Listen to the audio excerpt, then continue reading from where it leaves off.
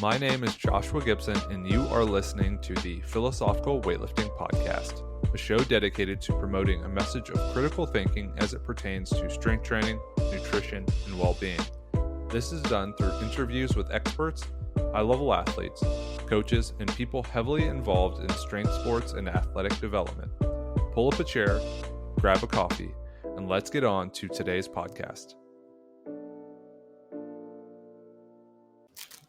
Hello and welcome to this week's episode of the Philosophical Weightlifting Podcast. My name is Joshua Gibson. I'm your host, and I'm joined today by the man who, from what it sounds like, is opening a candy bar. Max Aita, what are you doing? That's traumatizing. That's a fat joke, isn't it? Right off the bat, I get on here, and before I can even say anything, you already assume I'm eating a candy bar. And you know what? I actually was opening a Snickers bar because I can't help myself. No. I don't know what it was. I was moving some papers around. More just papers, financial documents and whatnot, important things. It was just piles of cash, you know. Yeah. So we're going to record, or we are recording, an episode of the Training Talk segment, which is where we focus on all things training. All things weightlifting, powerlifting, strength training, performance, barbell, movement, etc. And today we wanted to dig into this concept of trial and error and what that means in the context of performance and training. And I think a lot of people get into strength training, weightlifting, powerlifting, however they get into it initially, it's actually filled with a lot of success. And a lot of success on the back of inefficient, disorganized, faulty training.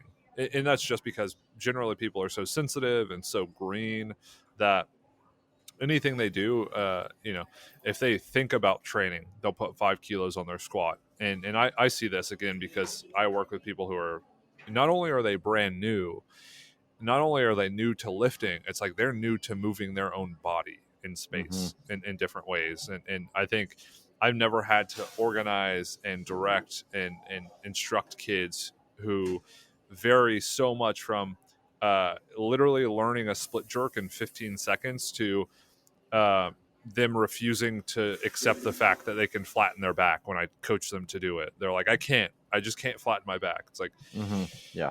So you get those kind of edges of ability.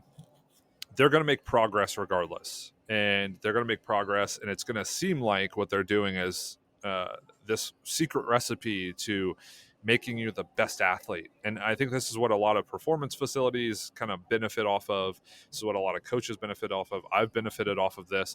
It's unintentional, and it's a matter of again, people who haven't done anything or who are training sensitive reaping the benefits of that. Now, when that comes to an end and they're faced with a plateau or an inability to make progress, or they're fraught with minor injuries or things that kind of delay training or push progress back, you have to then start to play this trial and error game of, let's see if it works. What happens if it doesn't? If that, then what? Let's see if it works. What happens if it does? If that, then what? And then you're kind of playing this constant game of, how do we manipulate training? How do we assess it? How do we manipulate it? How do we assess it? And then repeat the cycle. And it's this constant process of trying to create the best product, create the best program, run it through, see it through its course, and then create the best program, see it through, and it's this constant iterative process. Why is that relevant to what you're doing specifically with the weightlifting AI, given that everyone listening is a coach and they understand this, but with the weightlifting AI, what's made this more prevalent in your life? Yeah, I mean, so think about this, right? Like what I've learned is that the process of applying like machine learning is a fantastic tool to optimize for a desired outcome, right? So you can use like a neural net to basically like take an input, and the input would be like whatever, demographic data about an athlete. And then the output is a program that has the highest likelihood of success. And there's many such instances of this at different levels of the program, right? It might be at the block, the mesocycle level, the macrocycle level, the week level, right? Where we would say, here's the input, this should be the output, tell us how to get there, right? Find the optimal way. That process is largely a process of one, running the model against giving the model a bunch of variables to play with, and then running the model, and then evaluating whether or not the model produced a successful or a positive result. And so we use some kind of reinforcement to say, hey, was this successful? Just like a coach does, right? So a coach would say, okay, Josh needs to get his squat higher. I'm going to give him sets of 10, 3 times a week. And we're going to do that for 4 weeks. At the end of those 4 weeks, we're going to retest his 1 rep max, and let's see what happened. And they do it, and they retest, and it was, no, he made 0 progress on his 1 rep max. Maybe it went down 5 kilos. Okay, that's a negative result. Don't do that again, right?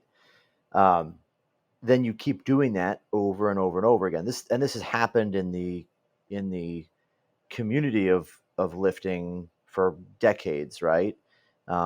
We don't see weightlifting programs that look like powerlifting programs, because when people did that, it didn't work, and that was pretty obvious, right? You didn't need to test that more than once.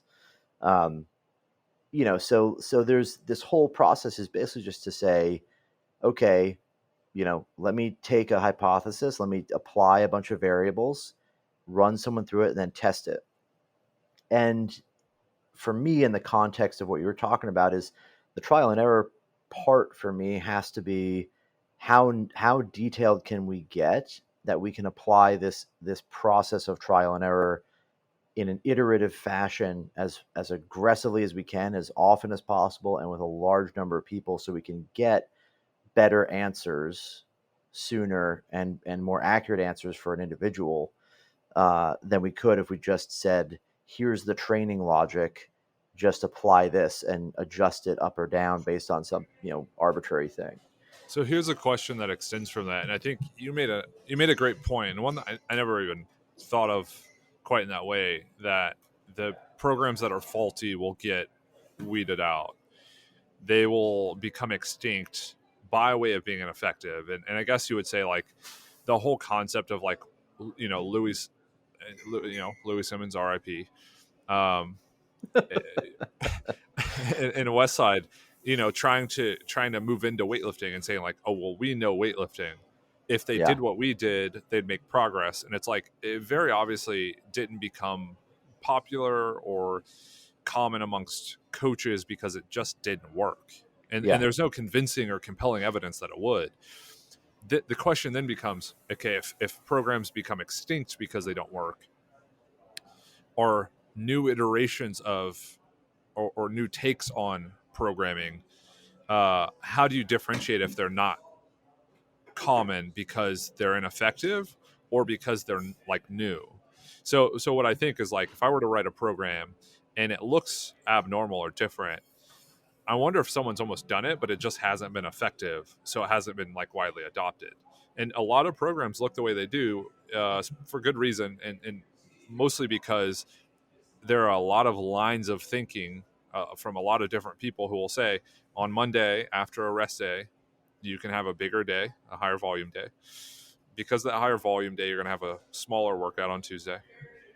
Because of the smaller workout, you can have a bigger workout on Wednesday.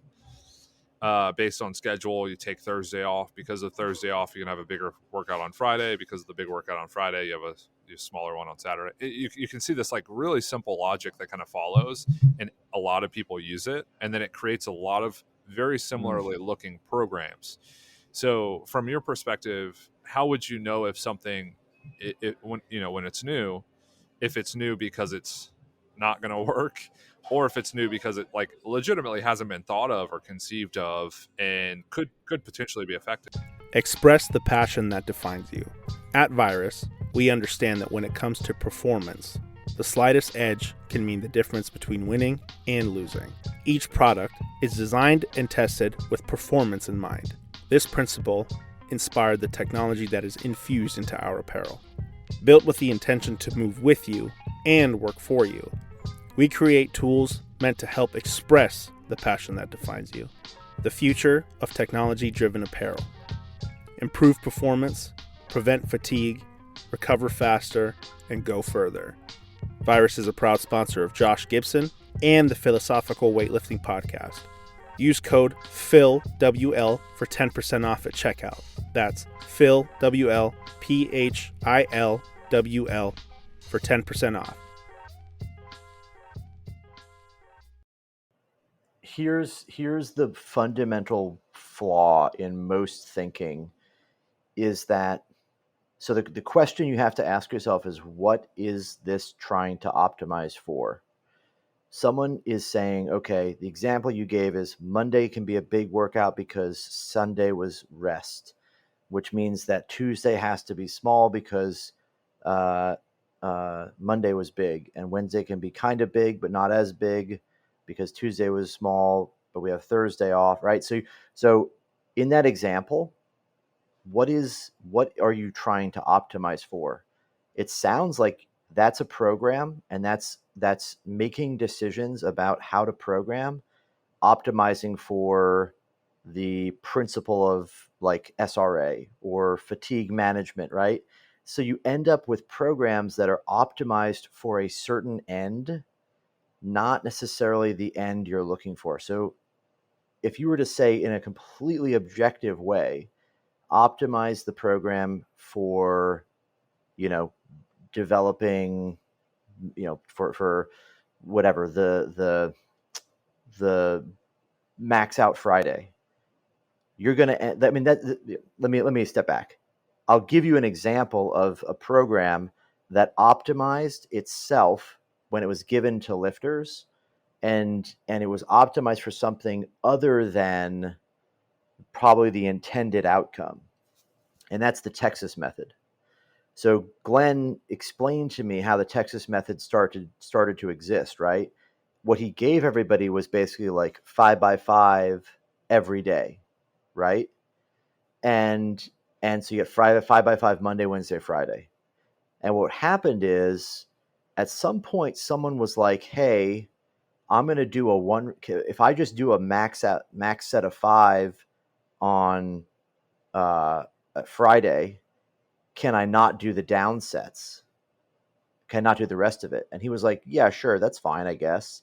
Then everybody else was like, "Oh shit, 5x5 fucking sucks. Can I do the same thing?" And then they were like, "Yeah, sure, that's fine. I don't care." So then everybody started doing this. And then what they started doing was sandbagging the Wednesday workout to give themselves the best chance at the Friday session being a PR set of 5. And so the system just evolved into a system that is optimized for a 5 rep max on Friday. You do your 5x5 on Monday, then you do your easy Wednesday front squat workout, then you do your 1x5 Friday. And maybe the order is a little different, I don't remember. But it basically, he explained the story like this, just people optimized towards a certain outcome. What was the goal of the program? It wasn't designed. It wasn't like, hey, take a system and put, people through this, optimize the system for 5 rep max squats. It probably would look sort of like that, right? Because it would optimize it. If you had control of every variable, which you do, you'd end up in that sort of Texas method. And you see the same thing happen a lot with the old Cal Strength days, like the Max Out Friday. The program just starts to optimize towards that because that is seemingly the most important thing. That's what the goal is. If you took a different approach and said, optimize this program to allow somebody to tolerate the most training volume we could possibly get in the program, it probably isn't going to look the same as if you're optimizing for the biggest Friday session you can get. So that's where like the trial and error exists. That's where this idea of optimizing, you have to define what exactly your goal is, because you have to at some point measure whether you were successful or not. And I think a lot of times, like you're saying, like a lot of programming is not necessarily done in a way that's with defined expectations at the end, right? Like if we all write, hypertrophy blocks. It's a hypertrophy block, boys and girls. Here it is, right? Like we're all gonna get fucking huge, and we're gonna know we did because how? I don't know. We just look in the mirror. I feel bigger. Uh, so it's like, okay, well, here's a strength block. Maybe you're doing, top sets of 5 throughout the whole block, and by the end of it, you can test your 5 rep max and PR, right? And well, yeah, you got stronger, right? Or whatever. Like if you don't have a defined expectation of how successful the training block should be, how do you optimize it? How do you apply trial and error? I think one thing I wish we could do, and this would almost obviate or make that point of like this is this type of training block moot, which would be if you could honestly measure the most important qualities in weightlifting, or say you have work capacity, however it's defined, or like a strength endurance. Those are two different things, but like strength endurance would be within a set, work capacity is like across a training block or a training week, and then you'd have maximal strength, and then you'd have weightlifting performance as measured by 1RMs, and you have like muscular size. If you could somehow measure an aspect of all of those qualities across a training block and across a program, you could then say you called this a hypertrophy block, but you got stronger and your muscles really didn't grow. And then you would say you call this like a work capacity block, but these things happen. So we really become selective and really put blinders on and say this is this type of training block, whereas the reality could be, and this is what people will say, like, oh, I hit my PRs during a work capacity phase or during a volume phase. It's like, well, then it's not a work capacity phase. For you, it's going to be a competition phase, because the only time you've made progress or changes in performance on 1 arm snatch or 1 arm squat is during a higher volume phase. So technically that would be more suited for a competition block. And you would then need to kind of work backwards to say, well, a work capacity block then should maybe be even higher volume. And then we should kind of make adjustments down the line or downstream to work towards a better, more refined competition block. And I think that's the mistake I've probably made in the past, where it's like, oh, this is, this type of training block. But I was looking at other metrics or measurements for progress. And I would say like, I made great progress during this strength block on my snatch, and it's like, well, then it wasn't a strength block. Maybe you got stronger, but if that were the entire focus and that's where you're allocating all your resources, it would have ended a lot differently than a PR snatch. That again, you're kind of mixing you're mixing adaptations instead of refining your approach to maximize the goal, which can be muscle size, or can be muscle strength, or can be performance within a certain task, or it could be competition performance. So it's funny you say that now, kind of thinking backwards a little bit. It's easy to get confused and put the blinders on when you're like, we're just measuring one thing. It's like, well, then you're ignoring what is actually happening across the board. Yeah. And this is to me the biggest question mark of like, how do you improve training? Like you must include some degree of testing in the training.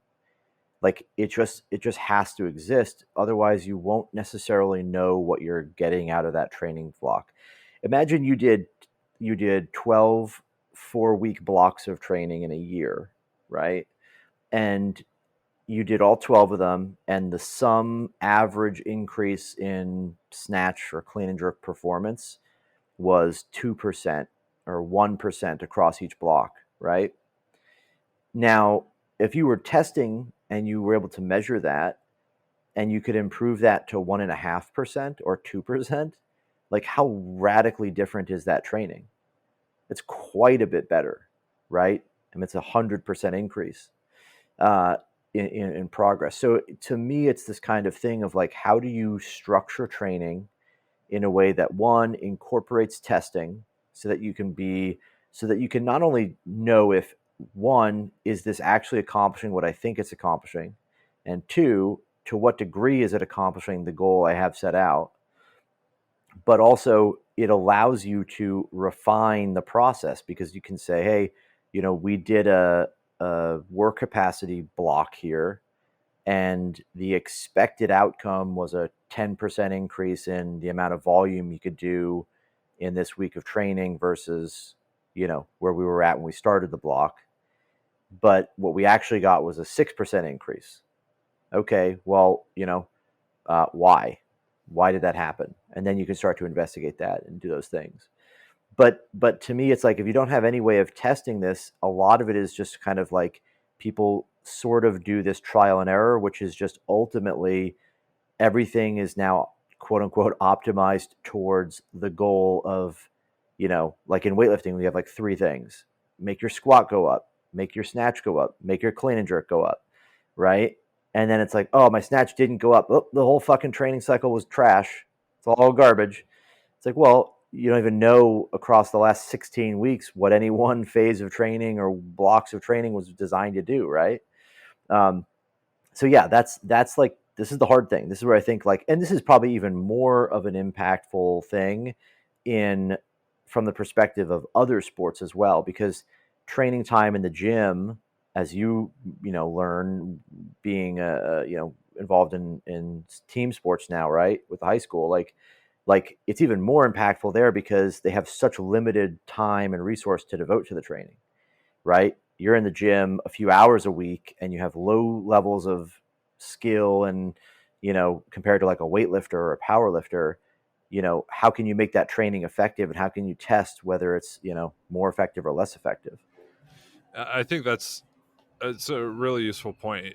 And one thing I kind of wanted to piggyback on is this idea of, like, as you become more competent thinking about these topics and executing on them, your thinking about them kind of expands and grows, so that someone says, like, here's that cliche idea when someone comes into the gym for the first time of, I want to tone. It's like, I don't, Yeah. it's like, it's a non-answer because you don't really even know what that means. But that one idea kind of represents a singular goal, independent or unintentionally ignoring the fact that all these other adaptations and changes will happen. Then Mm-hmm. as you go, I can think about, like, well, I'm weightlifting training, right? I'm training for weightlifting. But if I'm not making progress, I'm still resistance training. My health is still improving. I'm still maintaining fitness, and I'm still working towards building muscle, keeping all of these, like, regulatory processes kind of functioning smoothly, so that I just stand the best chance of aging well as I can. And I think when you get into a field, or you start with an idea, or start with something like weightlifting or strength training, you have this really, really narrow focus of, here's one thing that has to change, and that's the only thing I can recognize or think about. It's like, imagine being born and only seeing the world in one color, and being like, oh, this is the color that everything is. And then Yeah. as you develop, that color vision expands, but it doesn't expand all at once. It expands slowly, so you only see white, then you see black and white, and then you start to add in other shades of color, and then suddenly you have this, like, full palette of colors, and you're like, oh, the world is much more complex than I initially thought. But it took that, like, experience of developing and developing and developing to be able to see the granularity of it. So now, as a coach, you and I, it's, you think about training and you're like, what specifically are we looking to do? Or, from a Yeah. technique standpoint, is the transition improving? The pull from the floor, like, that's layered onto, and are we getting stronger, and are we improving these metrics or these qualities, and is that sequencing, and then the questions become longer, the points of reference become broader, and it becomes a lot more complicated, so it becomes more to think about. But when you develop as a coach, you develop your ability to kind of, like, juggle all of those ideas and concepts at once, and then to move between them. First, like, yeah, I want to Yeah. tone, so that means I need to do core work, right? Exactly. Yeah. And this is where it's like it becomes like the process of building training now, if it's focused on the outcome, right? Like if your focus is on what is the outcome of this training block or this, this period of training, then suddenly it starts to frame all your decision making about the outcome, right? Not just the how do I manage the contents of this in a week, right? So you move away from that, like, okay, Monday's got to be big because Sunday's off, and Tuesday's got to be small because Monday was big. Like, that may very well happen, and that may be a part of the process, but it should be focused most on what is the outcome of this block? How do I make that outcome as great as possible, the magnitude of that outcome as great as possible, and how do I then organize the contents of what needs to occur within that block for it to become, effective. And so it's like the same thing with the principles of training. You just keep going down that list of priorities and making adjustments to the process to get there. But again, like, it's like the hardest part of this is like developing the systems and the processes to have testing integrated into your training system so that you can measure, and that's tough, right? It's like no one's really, you know, the velocity based crews don't really have a foothold. It's there, but it's like no one's really applying it. I think no one's applying it in mass to a large group of people and actually drawing a lot of good data from it. People can record velocities till they're, for a decade and end up doing nothing with the data. Um, you know, Squat strength is probably the most often measured thing. We look at that as our, you keep track of your PRs, your 5 rep max, 3 rep max, all these things. Yeah, okay, if your 5 rep max went up, yeah, you built some strength and strength endurance, right? A little bit of each. So it's like there's that stuff that kind of goes on, but from a standpoint of like technical analysis, are we like, oh, we're trying to get the barbell to move horizontally less at 90% and above? I mean, is anyone even I mean, you'd have to get a ton of video. Like, no one's doing that, especially if you're snatching, 85 kilos as a 85 kilo guy. Like, it's just not, for one, you can get a lot of results without having to do that. So it's not something that's holding anyone back currently. The big picture ramification of that is, as a coach, you don't necessarily get better at building better systems, right? You just keep refining your current model, and then you end up with people who have recipes for success, not systems. And those recipes just work on certain populations, and then, there's no innovation, right? Yeah, and I think coming back to that point of trial and error, when you talk about the kind of reinforcing certain decisions with some sort of machine learning, where it's you do something and it seems to play a part and it seems to be an effective action or decision point, and then you repeat it, and then it's like, okay, that the result was good. And then you repeat it and the result was good. It's like eventually you do that so many times, you run that so many times that you're like, oh, this is like an effective part of the process. Mm-hmm. This isn't something that just happens to coexist and kind of be along for the ride. And in evolutionary terms, it's like there are things that have adapted or evolved that don't really play a part in or have a necessary function, but they just kind of happen to coexist and hang on, and they're not maladaptive and they don't cause a problem. And I think weightlifting programs, it might be a really good thought exercise to do some sort of like training audit where you're like, what could I get rid of that doesn't play a role? And, Yeah. and I think trying to remove rather than say, like, because I do this with the strength and conditioning stuff, I do this with weightlifting stuff, powerlifting stuff. You'll look at a training day and you think, I'll generally have, say for strength and conditioning, I have more of a plyo focused exercise. When I say plyo, I mean like explosive strength, something with high velocity, lower weight, more quickly expressed force. And then you'll go into something that's a little more force focused, something that's a lot more force focused, something that's more isolation in nature. And then you kind of see it goes from fast to slow to more kind of muscle focused. And it's like, at what point in that training day or that training week or that training month can we just remove stuff, because it honestly doesn't really have an impact and it's just a waste of time? And I think that's a great exercise for me of trying to say, like, what are we doing that's unnecessary? if you want to see the that application of that process to the nth degree, just look at Russian training programs and look at how Mm, little accessory, quote unquote, accessory work there is. How little bodybuilding exists in those programs. mm, I mean, Shaco programs are, it means powerlifting programming, and there's very little accessory work, like compared to what some people do. It doesn't mean that that's the most effective, but it's like obviously it's not necessary if people are having success with programs like that with very little of that. I mean, that was a good example too. I mean, I know plenty of powerlifters who didn't do a lot of that, like sort of classical bodybuilding type training. You know, they would do only the accessories necessary to prevent mm. themselves from, getting injured or to create, muscular imbalances that were really, temperamental. The Yeah. best example would be like a lat work in powerlifting, right? Or like lat Mm, work for the bench press. Like, West Side pushed lat work for the bench press to the nth degree, right? Just get your lats stronger. Meanwhile, any research on the bench press, mechanics of muscle action in the bench press show that the lats do almost nothing. Like, right.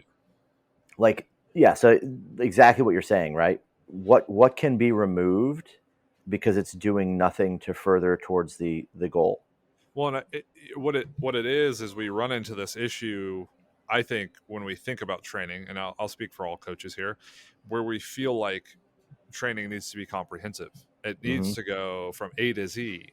So we need to have, all kinds of back work from different angles. We need to have all types of shoulder work from different, it feels like we should have multiple exercises devoted to this one thing.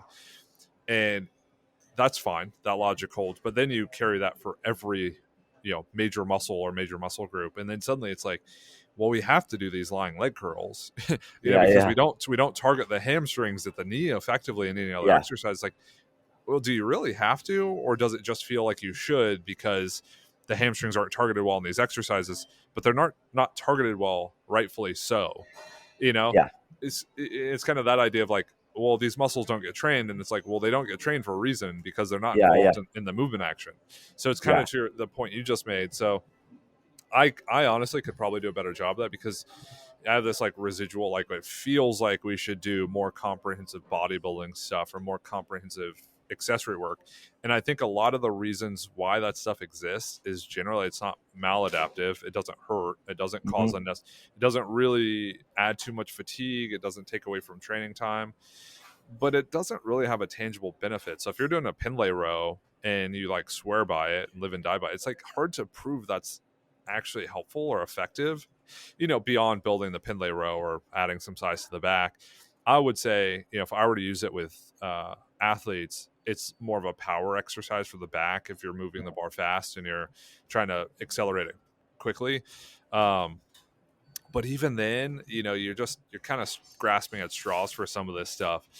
I don't think it would hurt, but it's the question isn't like, well, it doesn't hurt. It should be, well, does it help? And I think if you can shift the mindset, that's probably more effective for training for performance. yeah. And it's also to say like it doesn't mean that there are not periods of training devoted to, you know, training that's not productive, that the goal is not optimizing towards performance, right? Because having an athlete remain in a place where they want to train could be the goal, right? So you could create a training block that's optimized towards motivation, improving,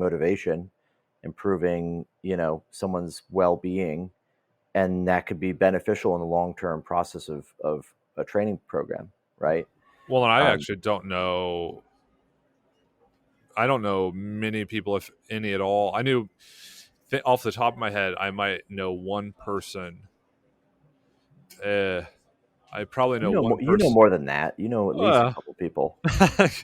I might know one person I've coached who would do it would do exactly what's told, and if that were only to increase weightlifting performance, she would do it regardless of how it made her feel.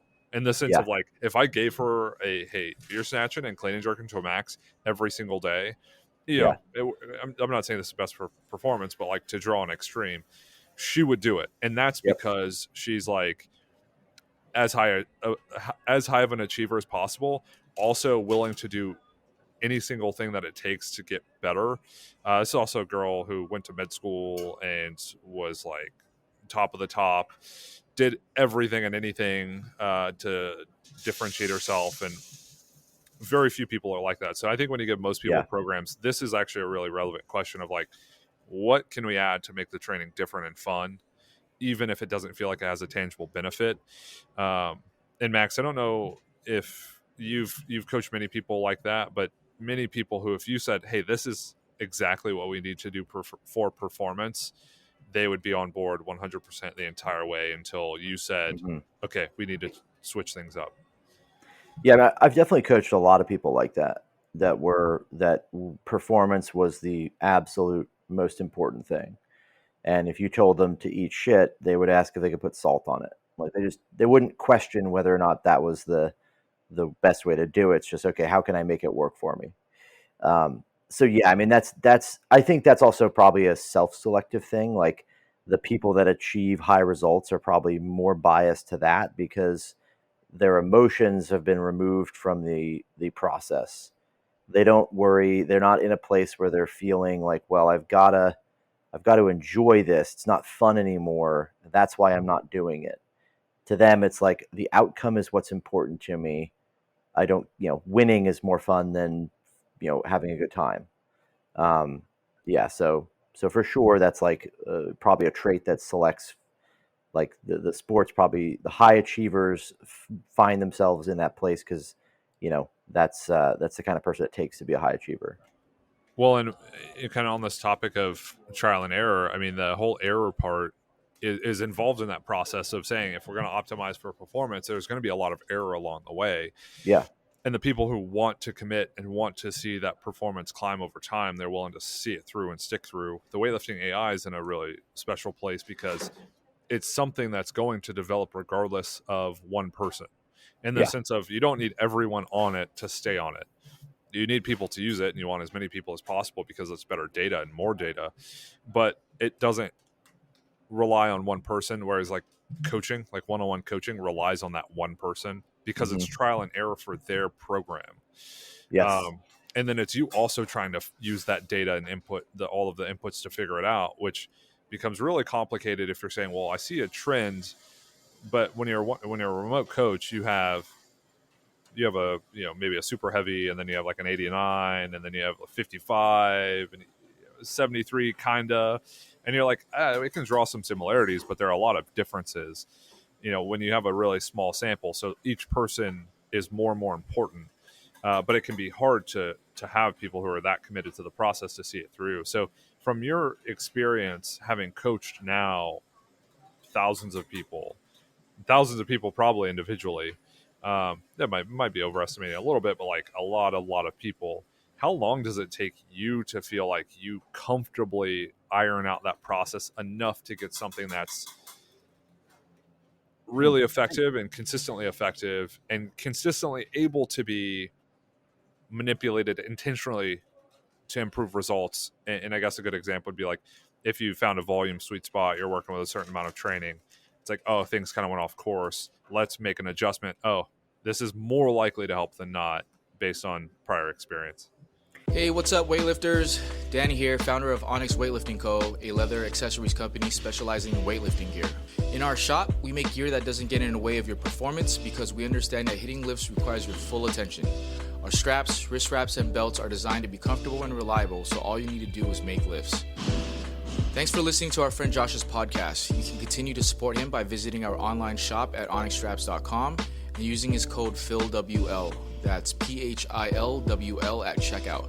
See you on the platform. That's a really good question. I don't know exactly how long it would take. It's probably different with each person based on the amount of communication and just the amount of, interaction. And there's obviously like, we know there's obvious, what do you call it? Like obvious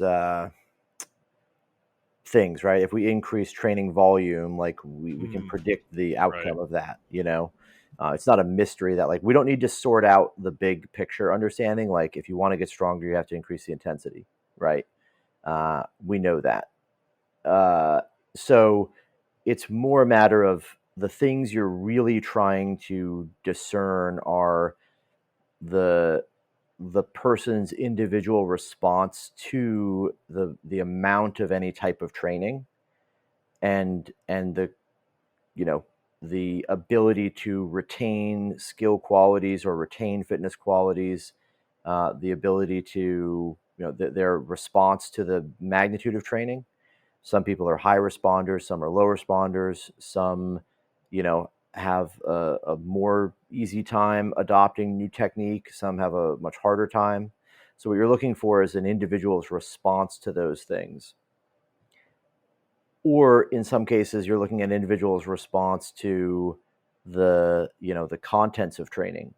You and I could both give somebody, we could both have the same, or you and I could both be training in the same program.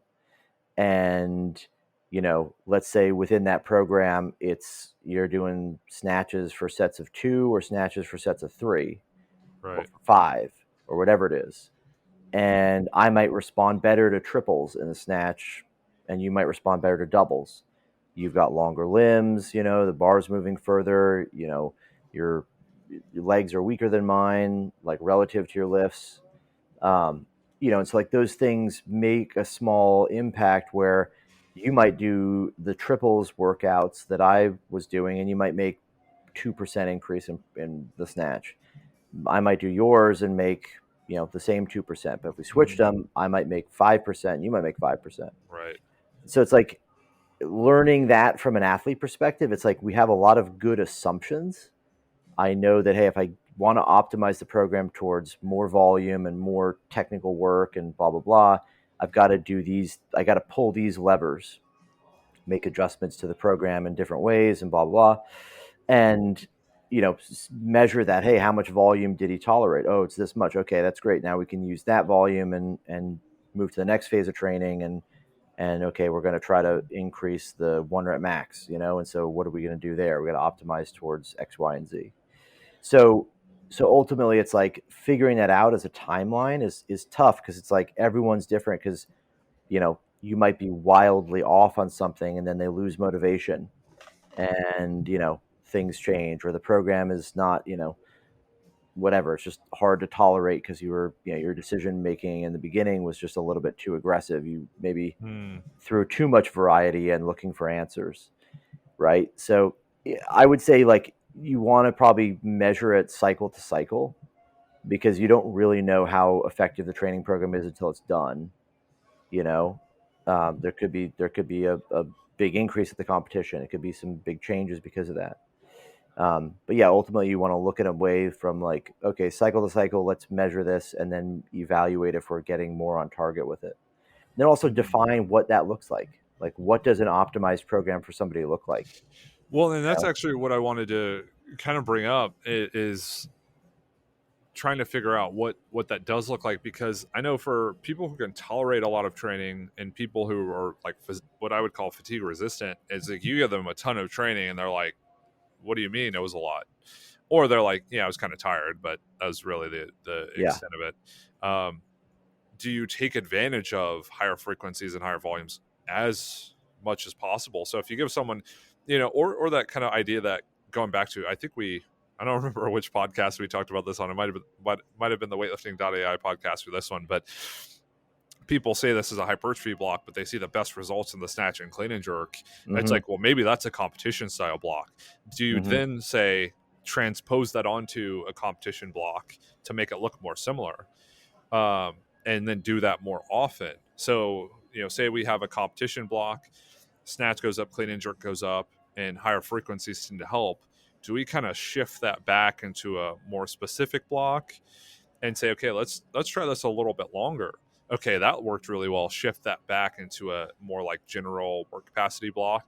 Suddenly we have, snatches 5 times a week, clean and jerks 4 times a week, and that's throughout the entire program. Maybe it shifts some, or at some point, or changes because you're not making progress or seeing improvements in results. But where does that thinking of, oh, we made an adjustment and it really, really worked, maybe we should try that more often at more time points throughout the training year? Like, where to you do you kind of draw that line of, no, this is a general block, it should be lower frequencies, or no, this is a competition block, it should be higher frequencies? Yeah, I mean, I think we have to take a principled approach, right? I mean, this is to me like what the ultimate process should be. You define principles, right? So we can say, here are the principles that govern how training needs to be constructed, or what needs to be considered in the construction of training. The second layer of that is to define the parameters of the the the the parameters and variables we can control through the principles. So that looks like, well, the parameters are, or the variables are like exercises. What exercises can we use, right? Uh, you know, uh, what is a training session? The number of days of the week, the the length of the program, the all these kind of variables, things you can adjust, right? If you can measure it and change it, that's a variable, right? Can we adjust it up or down? Then we look at like the parameters, which would be like, okay, if we're overloading a certain quality, what parameters most likely have the highest probability of adjusting that motor quality or improving that motor quality, right? So a simple example would be like hypertrophy, right? Okay, well, what are the overload parameters for hypertrophy? Well, we know it's increases in total volume. It's mechanical tension. Some metabolic stuff. Like what are these things we can tweak and these dials we can adjust? Then we can say, okay, we have our principles. We look at our principles that governs the variables and the parameters. Then we take our parameters that are defined to some degree, just the boundaries of them, right? We know that like effective hypertrophy training is probably going to happen at higher rep ranges with, high RPEs, simply because we can increase training volume more easily with those. They're more tolerable, right? But we're not going to say it's exactly 10 reps. Maybe it's between 6 and 12 or 20, right? Like we have ranges. So we have these parameters. Then what we would do is take all of these parameters and essentially build every type of program we could build, or build a bunch of different programs, or throw a bunch of these parameters into the same program, and then analyze the outcome of that program on different populations of people. And we'd get, okay, hey, people with this set of demographic information that we're optimizing for muscle hypertrophy, we took all the parameters, all the variables, and we played with them a ton on a bunch of different programs. And these groups of people had this rate of improvement. These groups had this rate. And then we'd look and say, okay, wow, that looks like the most effective type of program. Run that on the other people and see what happens, right? And then you just keep tweaking those parameters and adjusting them. That would be the first phase of the process. The second phase is once you start to find the parameters and the variables and the adjustments you're making that have the greatest impact, you start to optimize toward those, right? And you start to hone in on that. This has already been done in the like sort of crowdsourced way, which is to say that like we know that bodybuilders, powerlifters, and weightlifters all train very differently, right? And it deviates to that because those are most likely the most successful ways to do it, right? The people who win or the people who have the biggest arms train probably more similarly to each other than differently. Sure, there's outliers, but most of them are probably doing a lot of fucking curls, a lot of, tricep work, doing a ton of like higher rep sets, 8+ reps or 6+ reps, probably going and using some intensity methods like myo reps or, rest pause or whatever it is, right? Like these things are kind of more likely common there. One way to think about all this stuff that might be a little more difficult, but kind of abstract, but I think you could relate to this, is like if you imagine like a massive, like you're looking at like an image that contains every possible combination of sets and reps and intensity methods and session types and all these things, right? And then it's all just randomly out there all on one page. And you were to shake it up and say, okay, shake this whole page up, and all these things sorted themselves out, almost like a heat map. And you were to say, okay, bodybuilding is in this quadrant, powerlifting in this quadrant, weightlifting in that quadrant. There's going to be some methods and means and training types and programs that maybe kind of sort themselves into the middle of that map where they touch on every type of athlete. Then the things like, you're just not going to see pro bodybuilders doing, 20 singles in 20 minutes in the snatch. What I was just thinking is you're not going to see weightlifters doing drop sets in the snatch. Yeah. Well, I mean, like, sorry, I mean, myo drop reps. Yeah, you're not doing drop sets as in like do a set. Oh, you missed a rep, pull weight off, go until failure, pull weight. Yeah. You're not starting with you're not snatching you have 10 2.5s on each side of the bar, 10 5s on each side of the bar, and you just do a snatch and then strip one off. Your buddies do. Although, who knows? Maybe that's the secret. Maybe Losh is doing that, without us knowing. Actually, I think he is. And he does it with 20s though.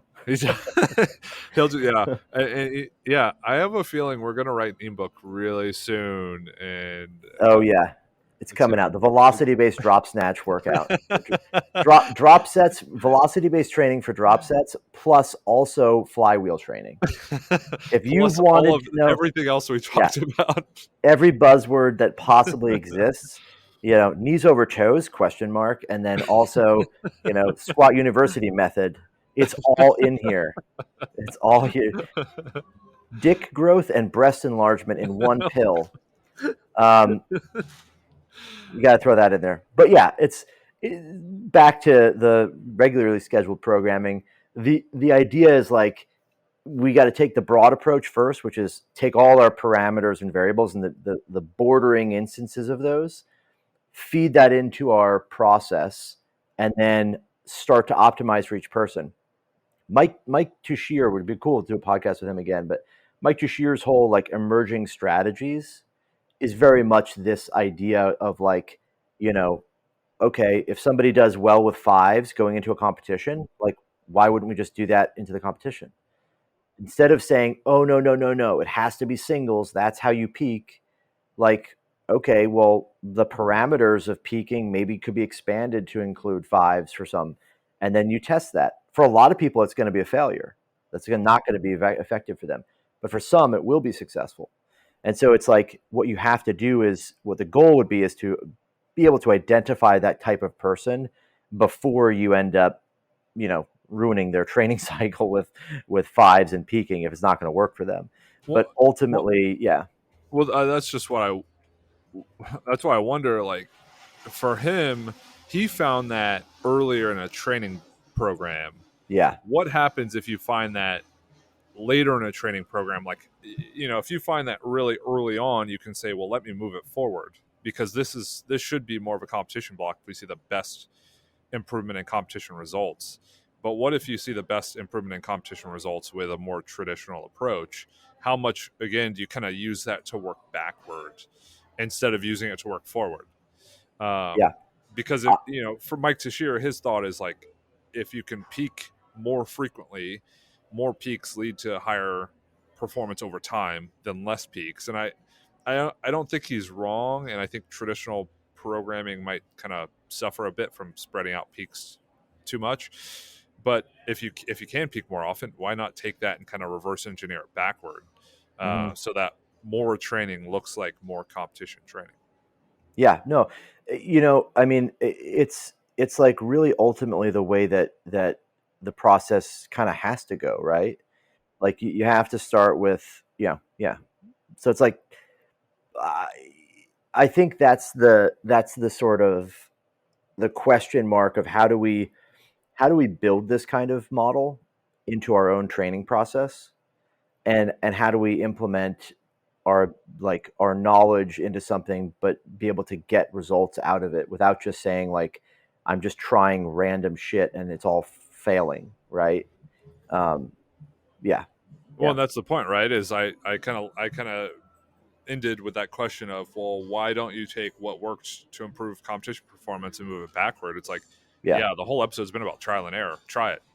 If it Yeah. doesn't work, do something different. So I guess the idea would be, okay, increase frequency the block before, increase it 2 blocks before, play around with doing things more often and in a different way. And if it doesn't work, change it. Instead Yep. of like, well, what if hypothetically, Yeah. instead of speculating and kind of being like, well, I don't want to change what I do. It's like, why? I mean, what if you could get 5% growth instead of 2%?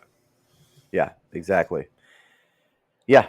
And that's where I think you and I have talked about this so many times. Like, that's where I think it's the big picture of like, how do you improve coaching? How do you improve all these things? It has to be building a better system, right? We need to find ways to implement testing in a way that's not reducing the effectiveness of training. And then we need to test often, and we need to test for the desired outcome. And then we can start to optimize our training towards outcomes. I Right. feel like we have, we're coming up on an hour, and I know we're going to do a short one. So I feel like we should kind of make a little bit of a transition to all of the stuff we kind of have coming up. Yeah. Because there actually is a lot. And one thing I was reminded of after seeing a post from Palm Beach Weightlifting is that we're doing a seminar in Florida, in Palm Beach in October. It's October 15th. And if people want to sign up, the link will be down below in the description. You can go to, soon enough, you'll be able to go to my Instagram, Josh_PhilWL. You go to the Team Aita Instagram. You can go to the Palm Beach Weightlifting Instagram. You can find that. You can come hang out with Team Aita and Carl, who's the guy who runs the team and the gym, and learn some weightlifting. So that'll be in Florida. I'm really, really excited for that opportunity and to catch up with you, Max, because we're both going to be in completely different places in September.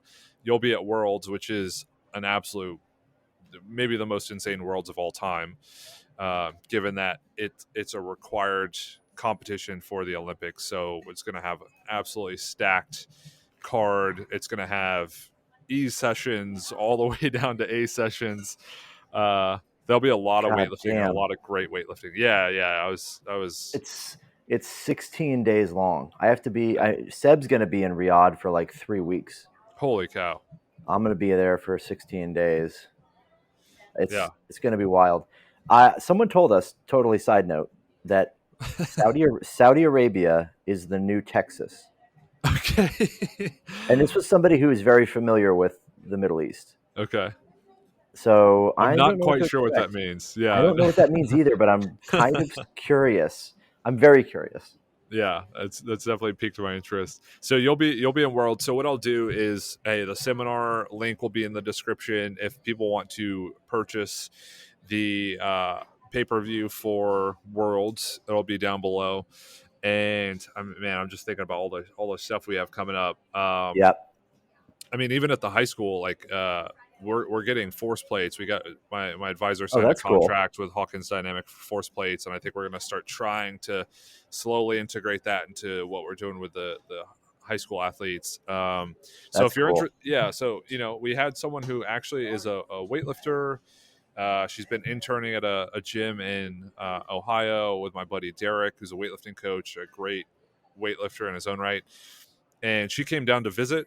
Kind of, we talk shop. I think she might be coming to WVU. So, hey, if you're looking for an education in sports science, strength and conditioning, and it's at the undergraduate or graduate level, like really consider WVU and coming down to hang out and join the party.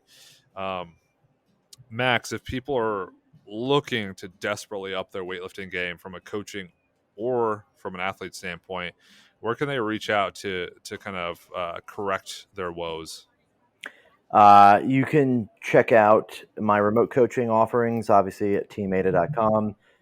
Follow me on Instagram, although I don't really post much anymore.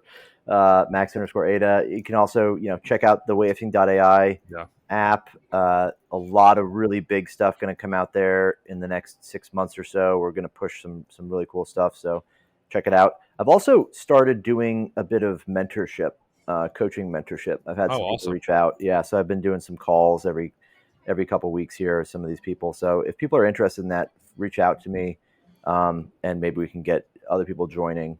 It'd be kind of nice to have a little crew doing that. Yeah. Yeah, and I think one of those. I think one of the great things, but also one of the things that could be detrimental, is people love the podcast, they love all the content, and they feel like they get it all for free.